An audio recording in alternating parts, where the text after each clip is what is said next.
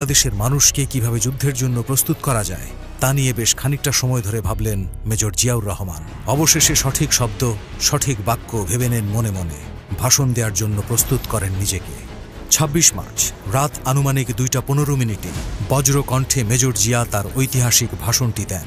মুহূর্তেই এক নতুন অধ্যায়ের সূচনা হয় বাংলাদেশে। গভীর ও দৃঢ় কণ্ঠে তিনি ঘোষণা দিলেন, I, Major Ziaur Rahman, do hereby declare the independence of Bangladesh. তখন তো রেডিওতে সমস্ত খবর টবর সব বন্ধ, কোথাও থেকে কোনো নিউজ পাওয়া যাচ্ছে না। আমার বোন ওখান থেকে বললো যে তাড়াতাড়ি আসো কি মেজর জিয়া ঘোষণা দিচ্ছে যে এরকম ব্যাপার, মুক্তিযুদ্ধ শুরু হয়েছে এবং তিনি এটার একটা ঘোষণা দিচ্ছেন। সমগ্র জাতির সামনে কোনো দিক নির্দেশনা ছিল না, আমরা বুঝতে পারছিলাম না যে কি হতে যাচ্ছে। এই সময় ২৬ মার্চ জিয়াউর রহমানের যে স্বাধীনতার ঘোষণা, সেটা বিদ্যুৎ স্পৃষ্টের মতো সমগ্র জাতিকে নাড়া দেয়। বাংলাদেশ স্বাধীন।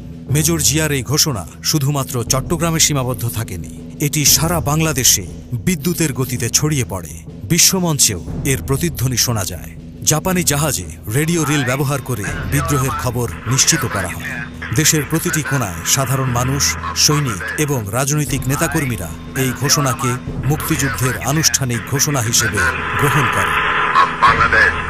এবং ২৬শে মার্চে আমাদের এই দেশের তরুণ যুবকেরা, তখন আমরা ওনার ভাষণের পর আমরা লাফিয়ে পড়ি। এবং সাধারণ মানুষের মনে তখন একটা রক্তের হিট আর কি, মানে তখন আর কি তোড়জোড়ে আর কি মুক্তিযুদ্ধে মানুষ, এমনকি শুধু খালি আমরাই সাধারণ পাবলিক না, এর সাথে সাথে কিন্তু সেনাবাহিনীর লোক, পুলিশ, বিডিআর, ইপিআর যারাই তখন আর কি ছিল, তারা সবাই আর কি উজ্জীবিত হয়ে এবং বাংলার মানুষ, সাধারণ পাবলিক, ছাত্র জনতা সবাই কিন্তু একসাথে মিলিয়ে দেয় এই স্বাধীনতা সংগ্রামে কিন্তু অংশগ্রহণ করছে।